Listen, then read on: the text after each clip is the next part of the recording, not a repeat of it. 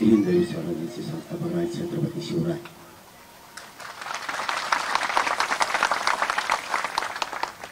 कामोठा आणि परिसरातील जमलेल्या माझ्या तमाम मराठा बांधवांना माझा मानाचा देश.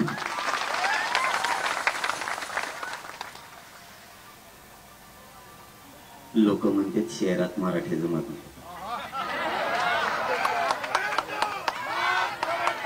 ते लोकच कोणते याचा शोध घेतो मी.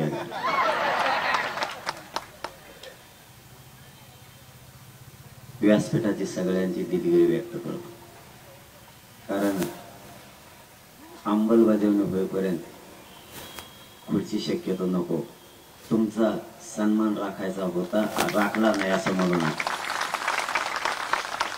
कारण मी माझ्या मनाला समजतो मी आणखीन त्या खुर्चीवर बसायच्या लायकी नाही. कारण सांगतो, कारण पण सांगतो. तुम्ही खूप केलंय समाजासाठी माझ्या अगोदर. तुम्हाला आहे ती जागा बसा. मी अंमलबजावणी केल्यावर मग मी बी खुर्चीवर बसून मी काय खाली बसून का? आत्ता नको वाटलं म्हणून नाही बसलो. तुमचं कोणाचं मन दुखालं असेल तर मी दिलगिरी व्यक्त करतो. माझा उद्देश फक्त तेवढा होता. तुम्हाला वाटत इतक्या खुर्च्या टाकल्या तर हे खाली बसले आम्हाला चांगलं बसायचं होतं हे बसून गेलं. माझ्या मनातला तसा उद्देश नाही. एकदा अंमलबजावणी सगळे स्वारी झाले का माझ्या करोडो मराठा समाजाचं कल्याण मग कुठं बस. कारण ते स्वप्न तुमचं सुद्धा होतं, माझंच नव्हतं. त्याच्या अगोदर तुम्ही ते स्वप्न घेऊन लढलेलं सगळेजण. ते तुमचं स्वप्न साकार होतं. एवढाच फरक झाला की मी निमित्त झालोय. मी फक्त निमित्त. लढलेला तुम्ही सुद्धा. तुमचे लढाई आम्ही मराठी समाज नाही विसरू शकणार. तुम्ही 20-25 वर्ष लढला. फक्त निमित्त मी झालोय आणि जरा काचा बोलतो त्याच्यामुळे पटकन मिळत. एवढंच फरक आहे. या कामोठा नगरीतील जमलेल्या बांधवांचा मी मनापासून आभार मानतो. उशीर झाल्याबद्दल दुसऱ्यांदा दिलगिरी व्यक्त करतो. माया मग तेच चालू आहे. कुठे गेले मला अडीती मग पुढच्या गावात होतो उशीर. ते बघत येतो वाट. मी बी काय वाईट नाही करत. आपल्याच गोरगरिबांचे लेकरं मोठे व्हावेत यासाठी संघर्ष करतो रात्रंदिवस. दुसरं काय करतो मी. आता 10 तारखेला आम्हाला उपोषण पुकारलं. मग आता शांत बसायला पाहिजे होतं. 2-4 दिवस आराम करायला पाहिजे होतं. नाही बसलो. चला पुन्हा समाजाचा आशीर्वाद घेऊ, समाजात राहू. कारण हा संघर्ष खूप मोठा आहे आणि संघर्ष आपल्याला जिंकायचा आहे. आपण कुठं बसतो यापेक्षा आपल्या समाजाला काय मिळतंय यावर मी जास्त भर देतोय. आणि तुम्ही शेतकऱ्यांचं प्रतीक, आपल्या नांगराची प्रतिमा, त्याला बळीराम म्हणलं जातं आमच्या मराठवाड्यात. ती प्रतिमा दिली म्हणजे आपण शेतकरी. दुसरी प्रतिमा आपण तलवार दिली म्हणजे आपण क्षेत्रीय. आणि तिसरे तराजू मध्ये आपण व्यवसायाकडे सुद्धा मराठा समाज गेला पाहिजे यासाठी. आणि आपलं भरीव योगदान आपल्या या कामोठ्यासह मुंबईतील मराठा समाजाचं भरीव योगदान आहे व्यवसायासाठी. आपण खूप रात्रंदिवस एकत्र करून माहिती लोकांपर्यंत देत आहे. मराठा समाज एकत्र करताय. तुमचं महाराष्ट्रातल्या मराठा समाजाच्या वतीने मनापासून आम्ही कौतुक करतोय. मनापासून आम्ही तुमचा आभार करतो. कारण सगळ्यांना सगळे कामं नाही. तुमचे काय चाललं तुमच्या दोघांचं? तुम्हाला दोघांना आरक्षण मिळालं का? कसं ना आमचं आम्हाला सुचना आणखी मला मध्ये बुळबुळ केली की जमतच नाही. कारण एखाद्या स्वभाव असतो. आता सगळ्याला सारखे कामं जमणार नाही. तुम्हाला ते काम जमतायत, आम्हाला जे जमताय ते आम्ही केले पाहिजेत. तुम्हाला व्यवसायामध्ये ज्ञान आहे तुम्ही केलं पाहिजे. पण तराजूचा दुसरा पण एक अर्थ सांगतो. व्यवसायाकडे भरभराटी मराठ्यांची झालीच पाहिजे. पण ह्या मराठ्यांच्या लढाईनं कायद्याचं तराजूचं माप सुद्धा मराठ्यांच्या पदरात टाकलं. 75 वर्षात मराठ्यांना ते मिळू दिलं जात नव्हतं. आडवे पडायचे. नोंदी असूनही दिल्या जात नसायच्या. काही जण म्हणतात आंदोलनाचं यश नाही. याला घरी बसायचं बंद करते उघड काम धावाची दगडी करून ते म्हणतात मुंबईला गेले काय आणलं तुला काय माहिती. तू झोपला घरी वाजायला करोडोच्या संख्येनं मराठे मुंबईत घुसले. मुंबईतल्या सगळ्या मराठ्यांना आणि इतर बांधवांना सुद्धा प्रचंड मोठी तयारी केली. एकही महाराष्ट्रातून आलेलं मराठ्यांचं लेकरू उपाशी वापस नाही जाऊ दिलं तुम्ही. एकही. आम्ही सांगताना सांगितलं होतं आम्ही शांततेत येणार आणि शांततेत वापस जाणार, पण आरक्षणच घेऊन जाणार. सगळा सोयरा हा ज्याच्या नोंदी मिळाल्या नाहीत तो घेतला पाहिजे असं आपलं म्हणणं होतं. ज्याच्या नोंदी मिळाल्यात त्या नोंदीच्या आधारावरती त्याच्या सगळ्या सोयऱ्यांना सुद्धा नोंद मिळाली नसली तरीही आरक्षण देण्यात यावं. तुमचं बिड तर असंच असतं, इकडे तर चालू आहे. ज्याची नोंद मिळाली नाही त्या मराठा बांधवांना सगळ्या सोयऱ्यांच्या नावाखाली त्यालाही कुणबी प्रमाणपत्र दिलं पाहिजे ही आपली मागणी होती. आता ही नवीन मागणी नाही. ही जर नवीन मागणी असती तर त्याचा शासन निर्णय झाला असता. मराठ्यांना ओबीसीत आरक्षण पाहिजे म्हणल्याच्या नंतर 2001 चा कायदा दुरुस्त केल्याशिवाय पर्याय नाही.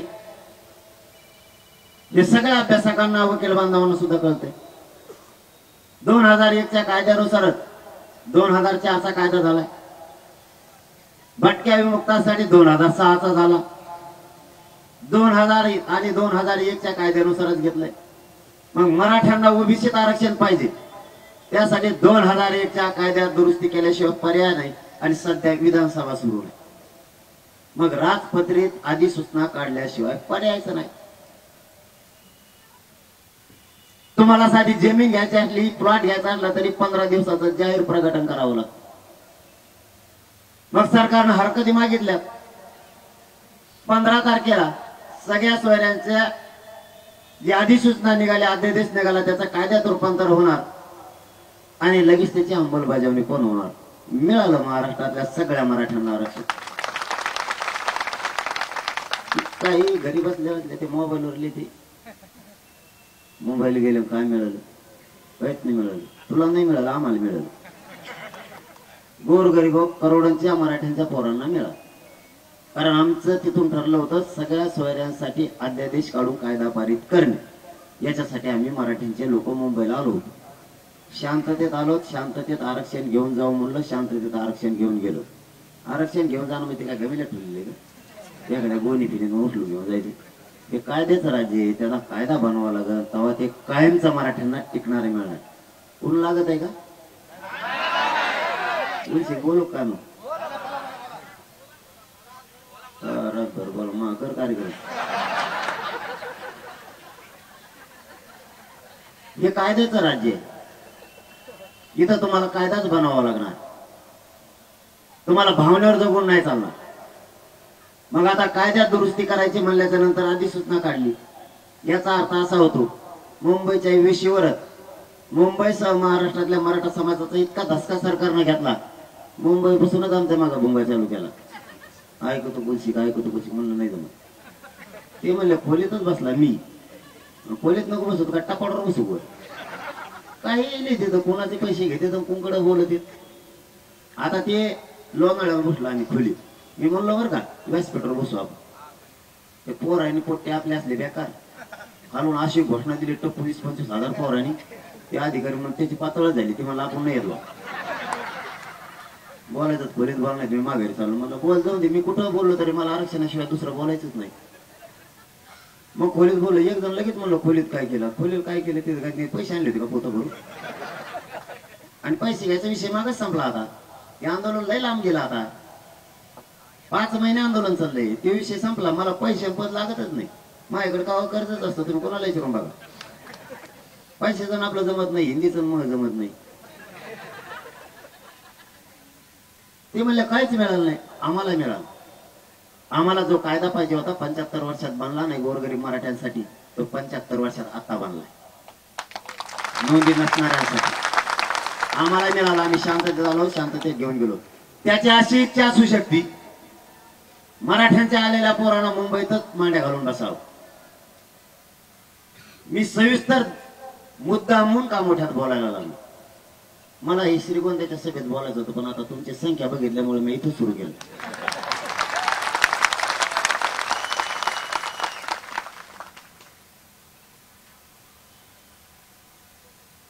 मराठा समाज मुंबईत लाखाच्या संख्येने आला, त्याची इच्छा असावी यांनी मांडी घालून बसावं, यांनी इथून उठू नये, दंगली झाल्या पाहिजेत, जाळपोळ झाली पाहिजे, पोरं इकडेच गुंतून पडले पाहिजे. आम्ही शांततेत आलो, आम्हाला जे मराठ्यांना पाहिजे होतं ते मिळालं. आपल्याला खरं सांगतो मी, पहिल्यापासून मीडियाचे स्टेटमेंट बघा तुम्ही पुन्हा एकदा सगळेजण. आपण सांगितलं तर 54 लाख नोंदी मिळाल्या, त्याचे प्रमाणपत्र द्यायचे.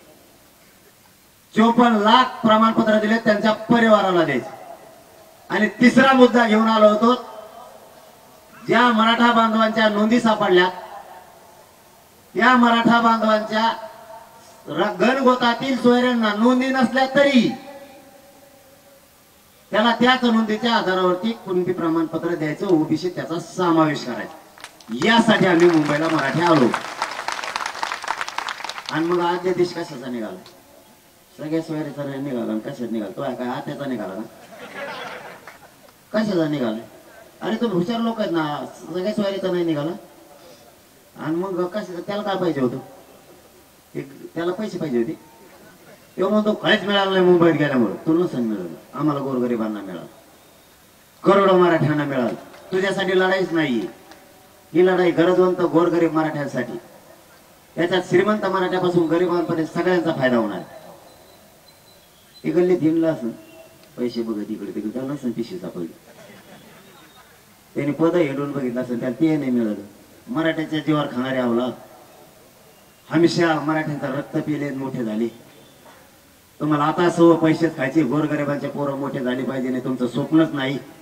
तुम्ही सोशल मीडियावर नाही लिहिणार, तर पुढे लिहिणार. मराठ्याच्या जीवावर किती दिवस खातो? काम कर ना तिकडे, जरा शेतात जाऊन शेण खाय नव्हती. होते ना गोरगरिबाचे पोरं मोठे झाले एखाद्या वेळेस. ही लढाई त्याच्यासाठी. मी तुमच्याकडं वेगळं काही सांगायला नाही आलं. माझा जे स्वभाव आहे तो स्वभाव. मी खोलीत बसून येतो, कुठं बसू. आणि खोलीत याच्यासाठी बसलो, आमच्या तिकडं व्यासपीठ होतं, इथे व्यासपीठ नव्हतं, याला घेऊन बसावं कुठं. हे ज्यावेळेस मुंबईत आले, वाशीतलं मी सांगतो तुम्हाला, वाशीत 250-300 मुंबईकर होते का नव्हते? मग आधी एकटा होतो का? वकील बांधव होते. एका सगळ्या सोयऱ्या शब्दावरती 3.5 घंटे किस पडलाय. हे घ्या, ती व्याख्या करा, ती नको, हे घे, तपासून घे, तपासून नको. मी तर हंग झालतो अभ्यासात ऐकून ऐकून. मी त्यासाठी त्या अभ्यासाकडे लफड्यातच पडत. आपला दान का तू सरळ हे दी. ते म्हणले बसत नाही, मला बसव. अभ्यासाला मी तर पांढराच पडलो. रात्री 3 वाजले तरी ओरखाना ते. जेव्हा अभ्यासक आला ते दुसरा माझा, दुसरा लगेच म्हण तुम्ही ऐकता नाही साक्षीदार. दुसरा आला का तेव्हा त्याचं ऐकू नका, त्याला नाही माहितलं. माहिती तरी कोणाला मग तेव्हा ते मला ती कवा तसं सांगत आहे, याच आहे का याच्यात फैट चालली कोर. सगळ्या लेख केलं म्हणून तुमच्या पाय पडतो हो.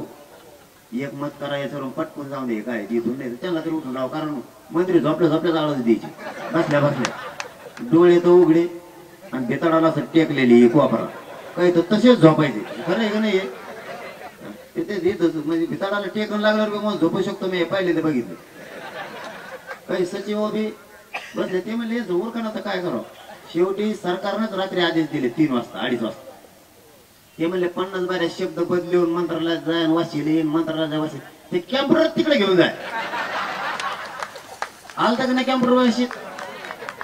इकडून अभ्यासक म्हणला ते शब्द काढा, ते काढा, दुसरं तयार लीडर लगेच सुरू.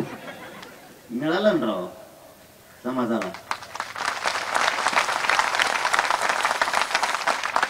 एवढा शांतपणा कशाला करताय? आणि तुम्ही एवढेच हुशार आहेत. तुम्हाला असं म्हणायचं का करोडो लोकांना अक्कल नाही राज्यातल्या? तुम्हाला अक्कल आहे. तुम्हाला अक्कल आहे ना? हरकती मागितल्या सरकारने. सगळ्या सोयऱ्यांची काय व्याख्या करायची? आबकड करू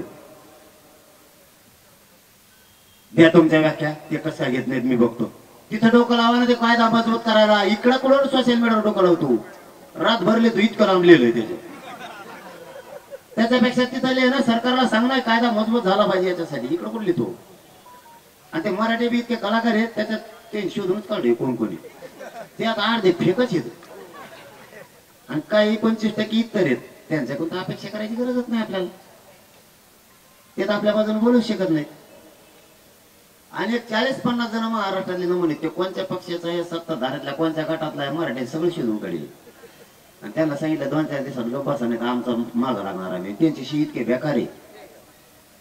जर एखादा बोलला ना, ते एकदा येवले चिडपट बोललो होतो, ते बोललो त्याच्या खालून कमेंट वाचा त्यांनी वहीच केली आणि गोणी पिशीचे बाजारात त्याचं. कोणत्या मीडियाच्या संपादकाकडे जातो म्हणतो तुमच्या दम असला वाचून दाखवाय, तेव्हा काय हलवाची तू मराठ्याच्या नादी लागतो. हे पोट्या राहणार बसले लिंबा खाली खाजा कच घोडेला येते खालून कुठून शांती कुठून नाही. त्यांना एक शिवाचे 2 दिवस भाकर खात नव्हा म्हणून, आणि ते संपादकाला वाचायला येते. वाचा म्हणे हे मला किती घाण बोलले. तू काय बोलतो तर मराठा आरक्षणाच्या विरोधात तुला कोणी सांगितलं? त्याचा बंदोबस्त केलाय ना, त्याची काळजी नको. केलं का नाही? तुमच्या जेव्हा मी नाही पाहिजे, मी त्याला पालता उलता करतो, त्याच्या टेन्शन नको. फक्त तुम्ही एकजूट फुटून देऊ नका, अंमलबजावणी उचतर गट तट. आम्ही पुढे मग मी सगळ्याच्या पुढेचे होऊन देऊ, काय व्हायचं काय आता मी मग हटत नाही. आता मला घरी नेलं सगळ्यांनी, म्हणले आता आरक्षण मिळालं. मी इथूनच भुंगा चालू केला, म्हणले जा घरी, आता 5 महिने झाले.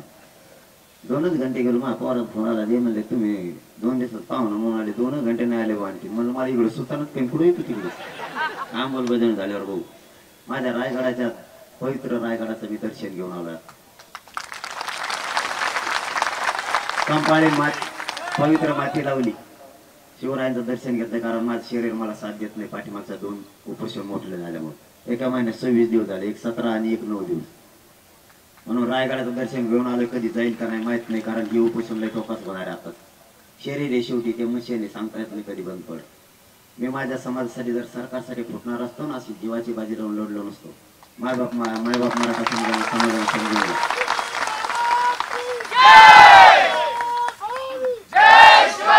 4-2 भंगार काय लिहितील,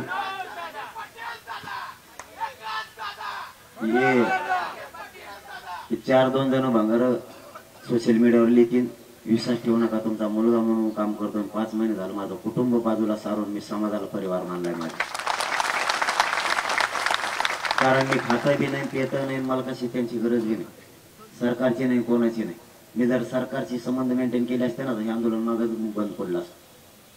मी हे आंदोलन सरकारशी संबंध मेंटेन करण्यासाठी नाही उभा केलं, माझ्या गोरगरीब मराठ्यांना न्याय मिळावा म्हणून उभा केलेला आहे. त्यामुळे हे लिहिणाऱ्यावर विश्वास ठेवू नका, कारण त्यांच्यात काय लफडं चाललंय मला ते बी कळवलंय.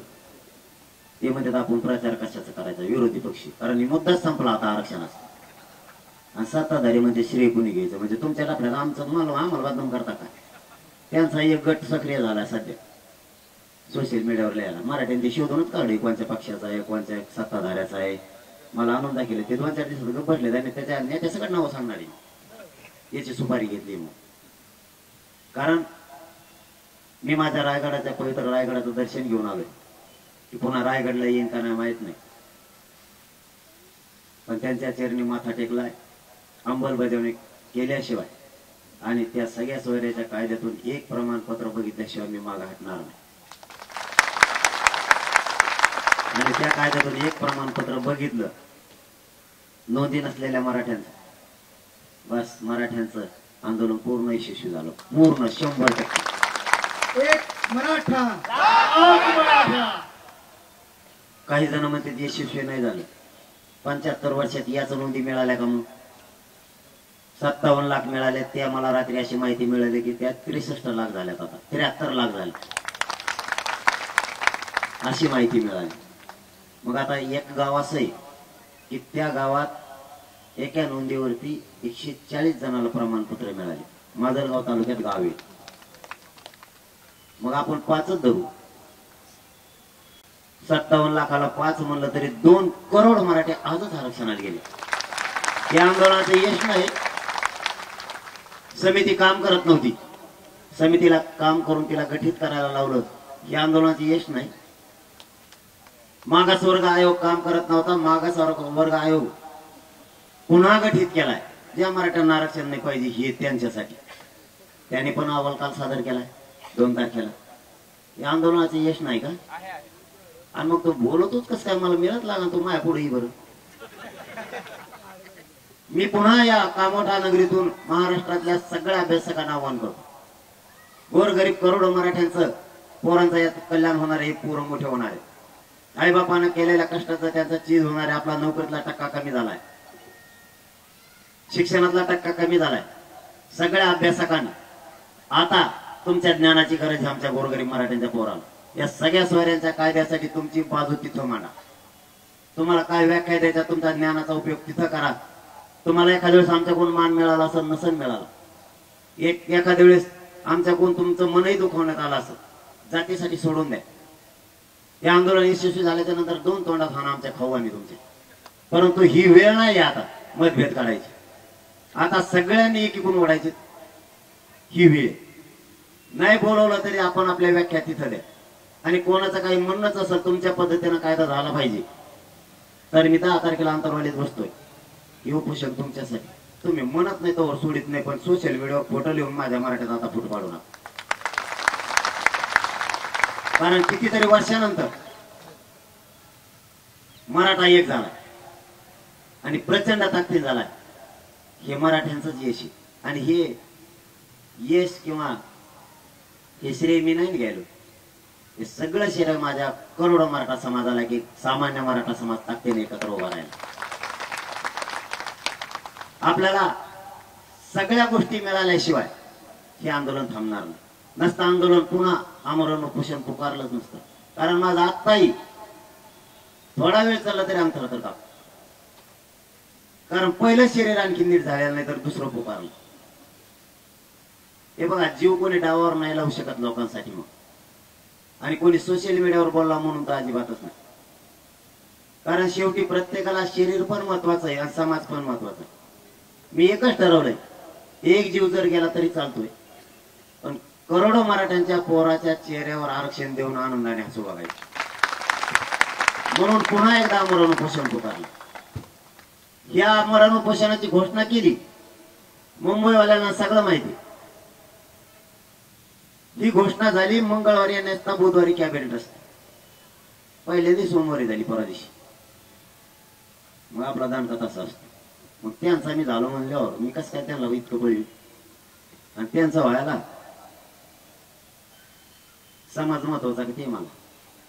आणि समाजाला ज्या मायबाप मानलंय त्याच्याची गद्दारी करणारी पैदास माझी नाही ना. रातपाट एक करतो मी. 4 दिवस राहिल्या सुद्धा व्हायला नाही जाऊ दिली मी आता पुण्यापासून मुंबई, मुंबईपासून नाशिक, नाशिक पासून संभाजीनगर, बीड आणि पुन्हा अहमदनगर, राहिलेल्या 4 दिवसात 6 जिल्हे घ्यायला लागले. मला श्रीगोंद्यामध्ये काही केलं तरी 3 वाजणार आहेत पाठचे. कितीही उरकू द्या कार्यक्रम. 9 तारखेला 3 वाजणार आहेत पाठचे. आणि मला अंतर्वातू यायला 6:30 वाजणार आहेत. 10 तारखेला सकाळी, 10 तारखेला उपोषण. 2 दिवस अगोदर शरीर कोरडं पडून देऊन चालत नाही. ते ओलच ठेवायला लागतं. आता राहील का ओलं इतके फिरायचं म्हणलं. हे हातावरती मरण घेऊन फक्त समाजासाठी आणि समाजाचे पोरं मोठे व्हावेत म्हणून.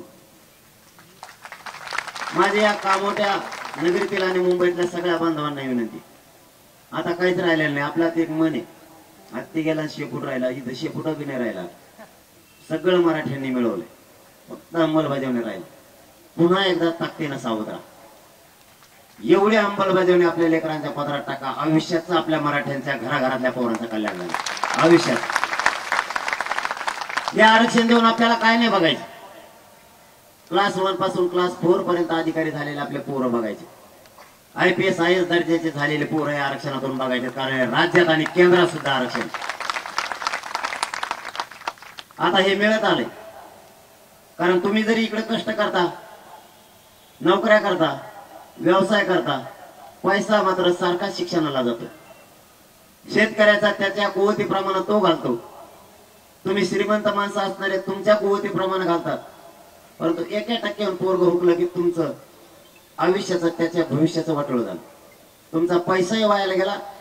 मग तुम्ही आयुष्यभर नुसते कष्टच करायचे आणि पोरं शिकवायचे. तुम्हालाही स्वप्न आहे, आपण जे इथं काबाड कष्ट केले आता आपल्या वाट्याला नको यायला. आपला पोरगा जर अधिकारी झाला तर आपल्याला कुठेतरी सावलीत बसायला मिळेल. तुमच्या नोकरी करणाऱ्या लोकांचंही स्वप्न भंग झालं. तुमच्याही स्वप्नाचे तुमच्या लेकरांची स्वप्नाची राखरांगोळी होऊन बसली. म्हणून आपल्याला आरक्षण सुद्धा अत्यंत गरजेचं आहे. तुम्ही व्यवसायात जसा उभारी घेतली तसेच आरक्षण देण्यासाठी आपण उभारी घेऊ. ज्या दिवशी आरक्षण मिळेल, आरक्षण प्लस तुम्ही जोडलेला व्यवसाय, हे 2 टप्पे जर राज्यात राबवले तर मराठा ही राज्यात आणि देशात प्रगतशील जात म्हणून नंबर 1 ला राहील. व्यवसायातही समाज उचलायचा आणि आरक्षण देऊन इकडे शिक्षणात आणि नोकऱ्यातही उचलायचा. याला जातीवाद नाही म्हणत. ही केंद्राची आणि राज्याची सुविधा आहे आरक्षण म्हणजे. आता त्यांना जातीवाद वाटतोय, त्याला आपण काय करू शकत. त्याचं तो स्वप्नच होतं भाऊ.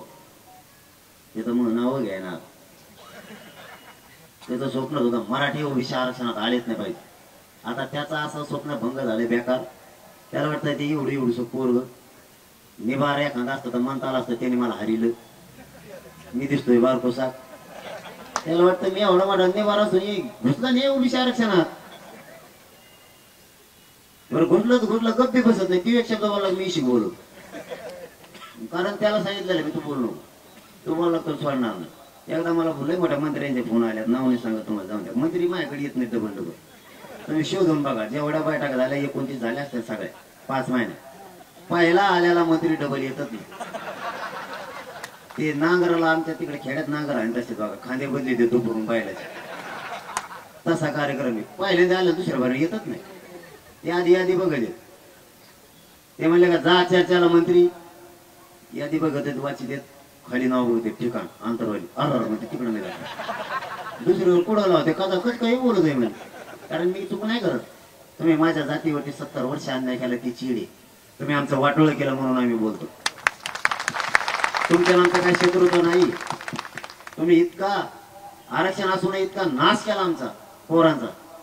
आमचे आयुष्य बरबाद झालेत काही पोरांचे. 1% नोकलं पोरग घरी रडत यायला लागले. आईला सांगताय ना लेकराला काय झाले, बापालाही सांगताय ना काय झाले, आणि लेकराला सांगताय ना माझं किती नुकसान झाले. या आरक्षणानं खूप वाटोळं केलं. आणि याचं स्वप्न होतं मराठ्यांना ओबीसी आरक्षणात नाही होते. म्हणलं तो कसा येऊन देत नाही तेच बघत गेलो का नाही. लोक म्हणतात आरक्षणाची आंदोलनाची यश नाही. ओबीसी आरक्षणात गेलो. आता त्यालाच बाहेर टाकल्याची येळ आली. एकदा तरी एक मंत्री आला ते मला जागाच नाही. एसटी फुल झाली. तेव्हा म्हणतात येवले जेल. ते म्हणते एसटी फुल झाली, 19% आरक्षण राहिले, 19 जागा आहेत. आता याने लावल्यात खिडक्या एसटीच्या. म्हणलं ते मी त्या मंत्र्याला आलेलं म्हणलो. तेव्हा म्हणतो एसटी फुल आहे. त्याला माणूस दार उघडून मला डोकून बघू द्या किती लोक. एसटी फुल असले बसत नाही ना आम्ही. तो घेतला का चालू मग काळे पडदे लावले त्याला तो आम्हाला दिसणार बाहेरून आतूनच म्हणतो तो फुले आज टांगडी. मग त्या मंत्र्याला म्हणलं एक टांगड्याला मोबरली एसटी त्याच्या टांगड्याच सरळ करतो फक्त याला मला आत घुसून बघू. खायची सवय लागली लोकांचं आरक्षण. 12 बलुतेदाराचं आरक्षण सुद्धा हेच एकटा खातो ओबीसीचा असून. तेच माझ्याकडे पुसतला आले होते वाशिम जिल्ह्यात. त्यांनी सांगितलं हा आरक्षण आम्हाला खाऊ देत नाही, आमचा वेगळा प्रवर्ग करायचा. 12 बलुतेदारांचा वेगळ्या प्रवर्गाची सुद्धा मराठ्यांनी मागणी केली. कालही त्यांचा अपमान केला त्यांनी. परत दाड्या करू नका काय करू नका काय सांगत भाव चढेल सगळ्या दुनियाचं. काय सांगावं त्याला कळत नाही. ते म्हणतात दाड्याच करू नका. मारलो गोरगरिबाचे लोक उपाशी. ते नाही भाऊ ते बी बेकार येत राहू. ते खमंग शेड येते. त्यांचे बाईक वाटत नाही भाऊ. कानात गोळे घालायला लागले. मी 2-4 व्हिडिओ ऐकले फेकून दिला मोबाईल. म्हणून नको आपल्याला. कारण त्यांना बी मान मर्यादा आहे ना. असं काय करता तू काही बोलशील आणि त्यांचा अपमान करते ते कशी का बसती. त्यांनी तर त्यांची जाहीर माफी मागायला पाहिजे. आता तुम्हाला खूप वेळ उन्हात तळपिलंय, परंतु हा संघर्ष आपल्या लेकरांसाठी माय बापा. आपले लेकरं मोठे व्हावेत म्हणून हा संघर्ष. आता नाही हटायचं. थोडं राहिलं. माझी तुम्हाला हात जोडून विनंती. मुंबई महानगर, कोकण आणि तुम्हाला महाराष्ट्रभर जितकं पसरता येत तितकं पुन्हा आजपासून ताकदीनं कामाला लागा.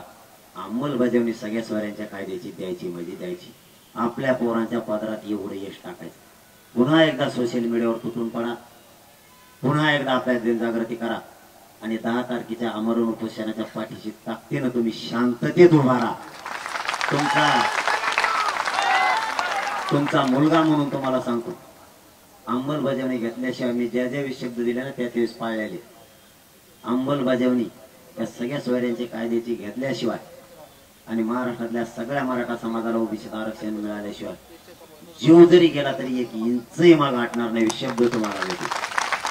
आणि इथं आपल्या सगळे व्यावसायिक बांधव आहेत, यांचा सन्मान आपल्याला आपल्या समाजाच्या वतीनं करायचा आहे. यांचं चांगलं काम आहे, यांना आशीर्वाद तुम्ही द्या. यांचं पूर्ण होईपर्यंत कोणी उठू नका, की माझ्याकडून तुम्हाला विनंती. त्यांचं पूर्ण आपण सत्कार सोहळा करूयात. पुन्हा एकदा सांगतो, 10 तारखेला आमरण उपोषण आपलं कठोर सुरू होतंय. मराठा समाजानं ताकदीनं शांततेनं त्या आमरण उपोषणाच्या पाठीशी उभा राहा. आपण महाराष्ट्रातल्या आपल्या करोडो लेकरांना न्याय देऊ. आणि माझा काही हट्ट नाहीये, गोरगरीब मराठ्यांची करोडोनं पोरं मोठे व्हावेत हीच अपेक्षा तुमचा मुलगा म्हणून करतोय. आणि तुम्ही ताकदीनं उभा राहावं, कारण तुमच्या पाठबळाची आता आम्हाला शेवटाला गरज आहे. धन्यवाद. जय शिव.